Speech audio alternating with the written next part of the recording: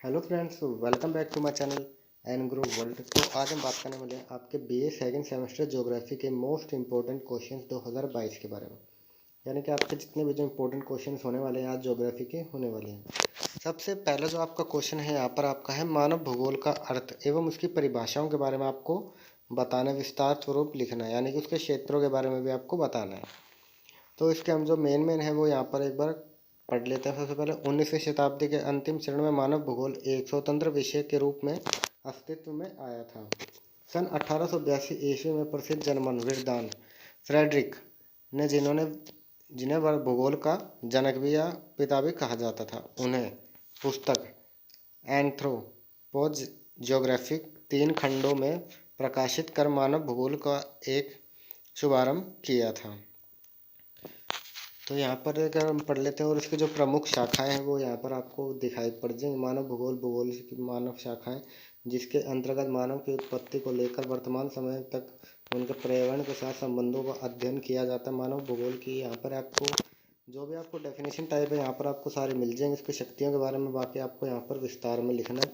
यहाँ पर जैसा कि आप देख पा रहे हैं, क्रियाशील मानव एवं गतिशील पृथ्वी के परिवर्तनशील संबंधों का अध्ययन ही मानव भूगोल है, यानी कि एक डेफिनेशन है।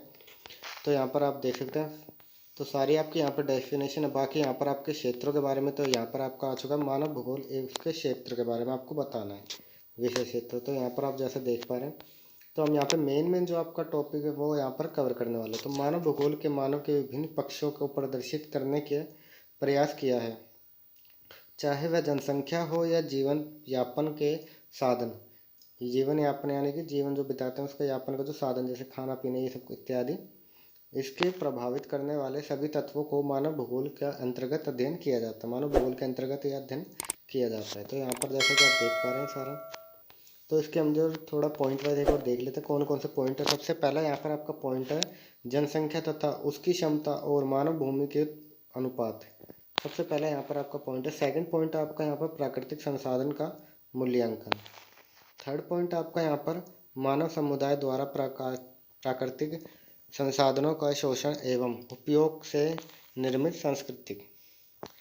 चौथा पॉइंट आपका यहाँ पर प्राकृतिक तथा सांस्कृतिक वातावरणों के कार्यात्मक संबंधों से उत्पन्न मानव वातावरण समीज। तो यहाँ पर ये आपका पांचवा जो पॉइंट है यहाँ पर वातावरण के। तो आपको जो मेनली जो 5 पॉइंट है ये तो आपको याद करना है। बाकी इसके जो भी क्षेत्र के बारे में बताया गया है ये भी आपको याद करना है। सारे के सारे आपको यहाँ पर याद करने हैं जितने भी हैं।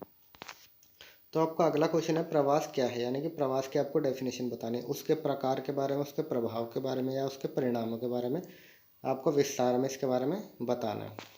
अभी तक आपने हमारा चैनल सब्सक्राइब नहीं किया है तो आप जैसे कि देख पा रहे हैं स्क्रीन के ऊपर आपको नीचे रेड कलर का बटन दिख जाएगा, तो उसको सब्सक्राइब कर दें एंड साथ के साथ बेल आइकन को ऑल पे सिलेक्ट कर दें, जिससे सभी वीडियोस की नोटिफिकेशन आपको मिलती रहेगी। अगर आपको मुझसे बातें करनी है तो आपको यहाँ पर ऊपर आपको दिखाई दे रहा होगा एरो का निशान, तो उस पर क्लिक कर देना है। नीचे आपको यहाँ पर स्क्रॉल करके आ जाना है। नीचे आपको यहाँ पर तीनों लिंक मेरे मिल जाएंगे, टेलीग्राम का, व्हाट्सअप का एंड आपका इंस्टाग्राम का। आप मुझे यहाँ पे फॉलो करके मुझसे जो भी आपके डाउट्स हैं वो आप पूछ सकते हैं यहाँ पर डायरेक्ट। तो आप मुझे यहाँ पे भी अपना कांटेक्ट कर सकते हैं, चाहे आप व्हाट्सएप पे भेज सकते हैं, चाहे आप अदर किसी पे भी कर सकते हैं। अगर आपको अपनी वीडियो अभी तक नहीं मिली, अगर आपको हिंदी, इंग्लिश, अदर कोई भी अगर टॉपिक की अगर आपको वीडियो चाहिए तो आप यहाँ पर अपने प्लेलिस्ट पे जाके भी चेक कर सकते हैं। जैसे कि आपके यहाँ BA 4th semester, second semester and BA 1st semester की भी। तो यहाँ पर आप जैसा देख पा रहे हैं, प्रवास का तात्पर्य क्या है। प्रवास का तात्पर्य एक भौगोलिक इकाई से दूसरी भौगोलिक इकाई के बीच होने वाली स्थानीय गतिशील से है। इसके अंतर्गत जन्म स्थान में संबंधित आवास किसी दूसरे स्थान में चला जाता है। तो यहाँ पर एक बार छोटे हम देख लेते हैं छोटे शब्दों में इसका, अपने स्वाभाविक निवास से अलग होने प्रवास है। यहाँ पर आपको देख सकते हैं जैसे, तो यहाँ पर और भी डेफिनेशन यहाँ पे दी गई हैं अलग अलग की तरफ से। तो बाकी इसके निम्नलिखित जो विशेषता है वो यहाँ पर आप देख लें। हम यहाँ पर 2 पॉइंट एक बार कवर कर लेते हैं। सबसे पहला पॉइंट आपका यहाँ पर निम्नलिखित विशेषताओं में प्रवास का प्राथमिक रूप से किसी समुदाय की जनाक्रिय विशेषताओं में होने वाले परिवर्तन की प्रक्रिया से। सेकंड आपका पॉइंट है यहाँ पर, इस प्रक्रिया में व्यक्ति अपने जन्म स्थान के आवास को बदल कर किसी दूसरे स्थान में नए आवास की स्थापना करता है, यानी कि अपने जो स्थान छोड़ के वो कहीं और दूसरे स्थान पर अपना रहने का वो बसेरा करता है, तो उसको प्रवास कहते हैं। यहाँ पर ये बताया गया, उसकी विशेषताओं के बारे में यहाँ पर बताया गया। तो थर्ड यहाँ पर आपका जो पॉइंट है वो आपका है, प्रवास एक ऐसी प्रक्रिया है जिसके द्वारा स्थान परिवर्तन के कारण व्यक्ति के सामाजिक परिवेश में परिवर्तन हो जाता है। चौथा पॉइंट आपका यहाँ पर प्रवास एक सामाजिक प्रक्रिया भी है, क्योंकि इसके कारण व्यक्ति को नए स्थान की परिस्थिति संबंधित विशेषताओं के अनुसार भिन्न प्रकार की सामाजिक अंतःक्रियाएं करके वहाँ से समायोजन करना होता है। पांचवा आपका पॉइंट है यहाँ पर, अपने निवास स्थान को बदले बिना व्यवसाय अथवा मनोरंजन के लिए कुछ समय के लिए घर से बाहर रहने या दिशा को प्रवास नहीं कहा जाता। तो ये आपके जो टोटली यहाँ पर जो आपके जितने पॉइंट है, छठा यहाँ पर आपका सातवां, यहाँ पर आपके जितने पॉइंट दिए गए हैं आपको याद करने हैं। एंड साथ के साथ आपको यहाँ पर जो प्रवास के प्रकार अथवा उसके वर्गीकरण के बारे में भी आपको यहाँ पर बताना है।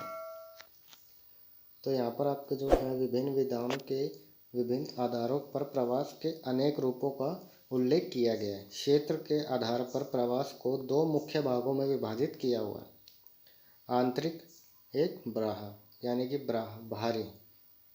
ये बाह्य यहाँ पर आपको बाहरी लिखना है, या आंतरिक और एक बाहरी, दो भागों में विभाजित किया हुआ है। तो यहाँ पर जो आपके बांटा गया तो इसके तीन मुख्य भागों में बांटा गया है।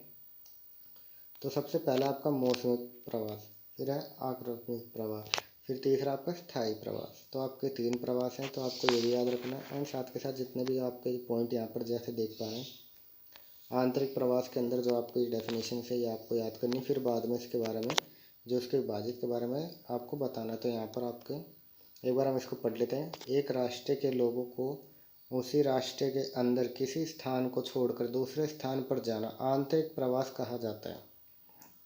तो इसके हम विभाजित के बारे में निम्नलिखित चार भागों में इसको विभाजित किया गया है, तो एक बार यहाँ पर जान लेते हैं। सबसे पहला आपका गांव से नगर की ओर प्रवास। दूसरा है आपका यहाँ पर एक ग्राम से दूसरे ग्राम की ओर प्रवास, यानी कि एक गांव से दूसरे गांव की ओर जाना। थर्ड है आपका यहाँ पर एक नगर से दूसरे नगर की ओर प्रवास करना। और चौथा है आपका यहाँ पर नगर से गांव की ओर प्रवास करना। तो ये आपको एग्जैक्ट क्लियर हो चुका होगा। तो अगला आपका पॉइंट है अंतर्राष्ट्रीय प्रवास, यानी कि अंतर्राष्ट्रीय प्रवास है आपका ये। इसके अंदर जो मेनली आपके जो पॉइंट हैं वो आपके यहाँ पर जैसे कि देख पा रहे हैं, आपके मौसमी प्रवास सबसे पहला, फिर इसकी जो डेफिनेशन है वो आपको यहाँ पर करनी है, फिर बाद में आपका ये दूसरा प्रवास आ जाएगा, सेकंड पॉइंट है आपका यहाँ पर। फिर आपका थर्ड है स्थायी प्रवास। तो आपके तीनों पॉइंट आपको ज़रूर याद करने। फिर बाद में हम बढ़ते हैं इसके परिणाम के बारे में, यानी प्रवास के प्रभाव एवं उसके परिणामों के बारे में आपको बताना है। तो एक बार हम इसे भी एक बार पढ़ लेते हैं थोड़ा सा। प्रवास के अच्छे और बुरे दोनों तरह के प्रभाव पड़ते हैं। प्रवास का सबसे बड़ा प्रभाव जनसंख्या के आकार और जीवन के तरीकों पर पड़ता है। तो इसका मतलब समझ गए होंगे। तो इसका हम थोड़ा थोड़ा पढ़ेंगे, यहाँ पे पूरा आपको कवर आपको खुद करना होगा। आप चाहे तो अपने PDF भी ले सकते हैं मुझसे, तो मुझे इंस्टाग्राम और टेलीग्राम पर ज्वाइन कर लें, और वहाँ पर इसकी जो PDF है आप आपको सेंड कर दूँ वहाँ पर। तो बाकी आप जैसा कि यहाँ पे देख पा रहे हैं, तो हम इसका जो दृष्टिकोण अन्य जो भी है इसके बारे में पढ़ लेते हैं। जो आपका सबसे पहला यहाँ पर दिया, प्रवास के कारण उस जनता पर क्या प्रभाव पड़ता है जहाँ से व्यक्ति प्रवासित हुए हैं।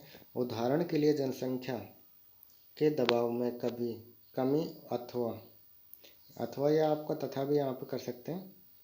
तो कमी अथवा या तथा आर्थिक अवसरों को सुलभता।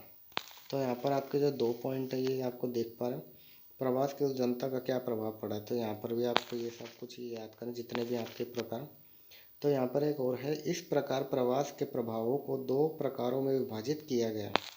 सबसे पहले आपका प्रवास के सकारात्मक परिणाम या प्रभाव।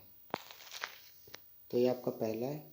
तो यहाँ पर आप देख पा रहे हैं इसके जो पॉइंट है वो आपका सबसे पहला पॉइंट है, भूमि पर जनसंख्या का दबाव में कमी। सेकंड आपका यहाँ पर एक और पॉइंट होगा, उत्पादन में वृद्धि। तो आपके 2 पॉइंट यहाँ पर, थर्ड पॉइंट आपका व्यक्तिगत कुशलता में वृद्धि। तीसरा पॉइंट आपका ये है यहाँ पर। चौथा पॉइंट आपका पारस्परिक में वृद्धि, यानी कि पारस्परिक स्वभाव में वृद्धि। तो ये आपका चौथा पॉइंट है यहाँ पर। और पांचवा पॉइंट आपका आर्थिक नियोजन को प्रोत्साहन। आर्थिक नियोजन को प्रोत्साहन, ये आपका पांचवा पॉइंट है यहाँ पर, जो आपको याद करना है। सभी के सभी आपको डिटेल वाइज याद करना है। जितने भी हैं, जितने भी आप देख पा रहे हैं स्क्रीन के ऊपर, ये सभी आपको डिटेल में आपको याद करना है। तो ये आपका प्रवास का पूरा ही आपका क्वेश्चन है। जैसे कि आप यहाँ पे देख पा रहे हैं, गंदी बस्ती की वृद्धियाँ, तो यहाँ पर नगरीय बेरोजगारी में वृद्धि, आपका सब कुछ प्रवास में ही आता है। तो बढ़ते अपने अगले क्वेश्चन के ऊपर। तो एग्जैक्ट आपका जो थर्ड क्वेश्चन है वो आपका नियतिवाद से आप क्या समझते हैं, इसके बारे में आपको बताना है।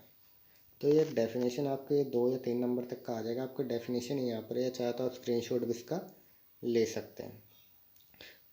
तो दर्शन शास्त्र में नियतिवाद वह विचारधारा है जिसके अनुसार सभी होने वाले घटनाओं पहले से उपस्थित परिस्थितियों द्वारा निर्धारित होती हैं। नियतिवादी यानी यह दावा करते हैं कि वर्णन में हर क्षण में जो हो सकता है या हो रहा है वह पूरी तरह पूर्व निर्धारित है।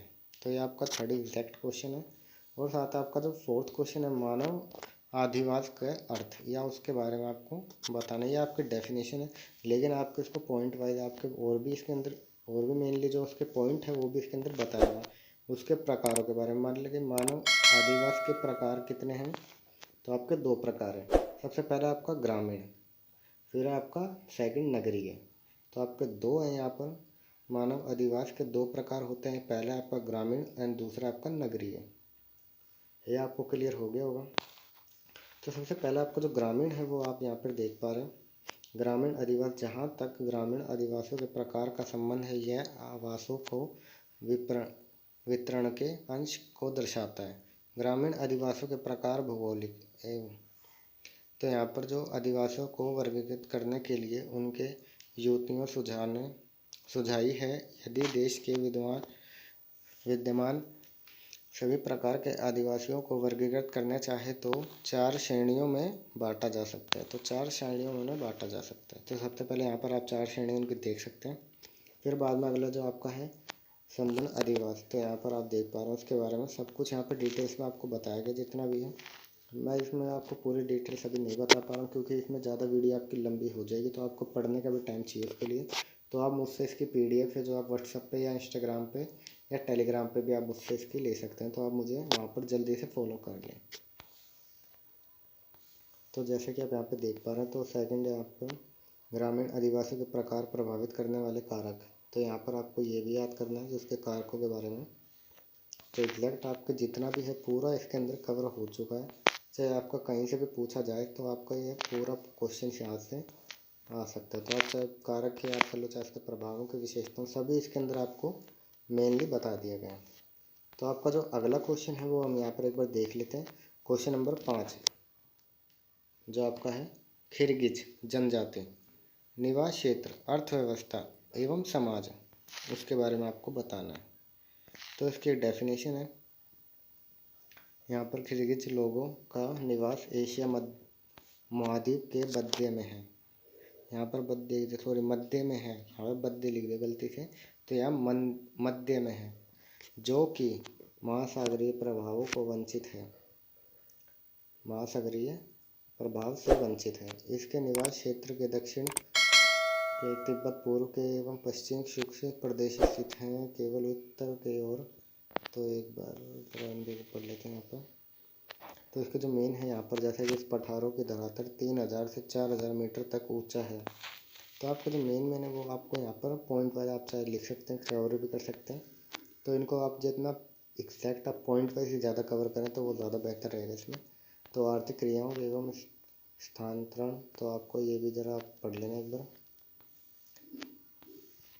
तो आपके जितने भी जो पॉइंट्स हैं, जैसे कि जीवन का ढंग, जैसे कि आप यहाँ पे देख पा रहे हैं, इन लोगों का जीवन घूमने फिरने में व्यतीत होता है, इनकी बड़ी कठिनाइयों का जीवन होता है। मतलब ये एग्जैक्ट आपको ये सब कुछ याद करना है। तो जो जो मेन है, जैसे कि आपके 4 से 5 मीटर व्यास का लकड़ी के घर बनते हैं इनके, जैसे जिन पर लकड़ियों लकड़ियाँ मिला देते हैं। ऊपर भागों में एक गोलाकार छिद्र होता है। मतलब कि आपको ये सब कुछ जितना भी है वो याद करना, जितना कि इसका खाना पीना इत्यादि, दूध दही सब कुछ ये जो भी है, तो आप इसका एग्जैक्ट सब पूरा याद करना। तो क्वेश्चन नंबर 6 था आपका यहाँ पर, संभववाद क्या है। संभववाद विचारधारा की आलोचना के बारे में आपको एग्जैक्ट यहाँ पर बताना है। तो संभववाद क्या है, 20वीं शताब्दी के प्रारंभ से ही मानवीय क्रियाकलापों का प्रभाव मुतद्दे बढ़ते रहते हैं।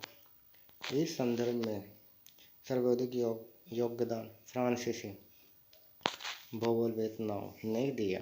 फ्रांसीसी भूगोलवेत्ताओं ने यह माना है कि प्रदेश या भूखंड के प्राकृतिक वातावरण में लिए कई प्रकार संभावना छिपी हुई है। मानव अपना बुद्धि तथा चातुर्य से सर्वोत्तम संभावनाओं का चुनाव कर लेता है।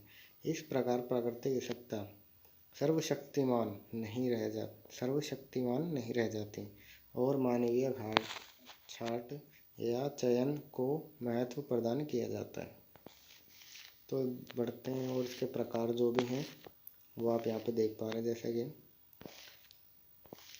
तो एक बार हम इसको देख लेते हैं। और एग्जैक्ट और कोई मेन इसके अंदर सभी आपको डेफिनेशन टाइप में बता रखी है। बाकी आपको इसको पॉइंट वाइज करना है तो आप इसको पॉइंट वाइज भी कर सकते हैं। जो आपका अगला क्वेश्चन है और ये आपको 7th क्वेश्चन है, इस वीडियो का लास्ट क्वेश्चन है, तो आप इसको भी देख सकते हैं। मानव भूगोल का अर्थ क्या है और उसकी परिभाषाओं के बारे में, उसके उद्देश्यों के बारे में एंड उसके विषय क्षेत्र और उसके महत्वों के बारे में आपको बताना है, यानी कि उसकी डिफाइन पूरा आपको एक्सप्लेन कर देना इसके बारे में।